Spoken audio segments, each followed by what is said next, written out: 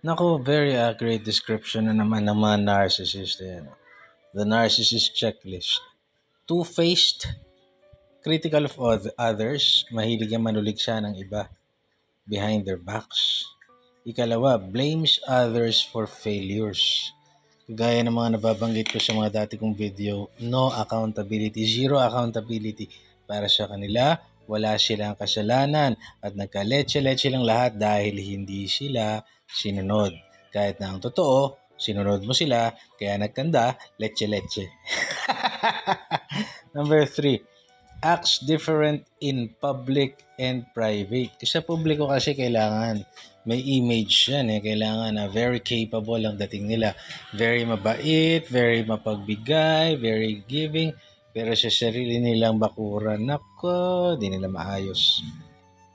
Number 4, unreliable. Ang mga narcissist, para magmukhang reliable, nag-uutos ng iba. At yung inuutosan niyang iba para tulungan ka, nagagalit sa iyo. Number 5, superior attitude. Feeling nila sila ang superior, sila lagi ang tama, sila yung magaling, walang ibang katotohanan kundi ang kanilang sinasabi. So they never learn. They never progress, at hinihila lang lahat pababa. Ika-6, lives in a fantasy world of porn and affairs and dreams of fame. Gustong-gusto nila. Kaya meron akong alam na isang korporasyon, mga direktor na nakaupo doon, mga matatandang, retiradong narcissist na yung dapat nagpapahinga na lang sila, namumuhay pa rin sila sa mundo na feel nila, na bida-bida sila doon, na Panginoon ang tingin nila. At ito pa, ipapasa nila yun sa iba. Pag may ibang umupo na matino, ang sasabihin nila doon sa matinong yun ay nasilaw ka sa kapangyarihan. Pero ang totoo, sila yung silaw na silaw. Number 7, distort facts to suit own agenda. Iniiba ang facts para pasok sa gusto nilang agenda. Self-serving. Yan, lagi ang narcissist. Number 8, irresponsible with money. Gastador yan. Hindi nila alam kung saan nila nilalagay yung pera nila, tapos pagbibintangan kang ninakaw mo yung pera nila. O kaya ipapahak nila yung pera nila, utusan nilang gumastos ng kung ano-ano, tapos pag in-audit nila, saan na yung pera ko? Bakit binili mo to? So yung may hawak ng pera nila, naku, ipit na ipit, kawawa. Nagmumukhang madamot. May hierarchy yan eh. Yung pinapahawak nila ng pera nila, yun ang entitled gumastos. Kailangan lamang siya lagi sa lahat. Ganun yan eh. Okay, number 9, only emotionally available when wants something. Kung bait-bait niyan, handa kang damayan pag gusto niya ng sex, gusto kanyang utusan, gusto kanyang gamitin, gusto kanyang utangan, gusto kanya.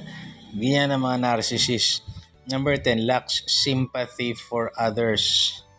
Lagi nilang sinasabi, nakakaawa naman siya. Pero ang totoo niyan, nakakaawa naman siya. Sige nga, tulungan kita tapos gagawin kitang aso ko. Yan ang narcissist. Number 11, controlling. Kailangan kontrolado nila lahat. Hindi sila komportable pag hindi nila kontrolado yung scenario or yung setting. Kaya takot na takot mag-isa yung mga yan. Takot na takot madihado yung mga yan. Mga duwag. Number 12, provokes people then blames them for fight. Yan yung pag kinausap mo, kung ano-anong sasabihin niya na makakasakit sa'yo, iinsultuhin ka niyan. Tapos, pag pumalag ka, or bumira ka na nakaka-insulto sa kanila, ikaw ang may kasalanan, ba't kayo nag-away? Bastos ka. Pero ang totoo, binabastos ka nila. Yan mga narcissist. And number 13, can't admit mistakes. Hindi sila kailanman tatanggap na sila ay may pagkakasala sa buhay nila. Ang misery sa buhay mo na dulot nila ay kasalanan mo lang mag-isa. Ikaw lang ang may pagkukulang, sila wala, sila perfect, tama sila lagi. So nakalagay nga sa Bible have nothing to do with them. Nakalagay yan sa Biblia. Google nyo na lang yung what Bible scripture that talks about narcissists. Okay, thank you. Mga ganyan tao, iwasan Huwag niyong kausapin, huwag niyong iboto, huwag niyong i-enable para hindi lumala. Okay.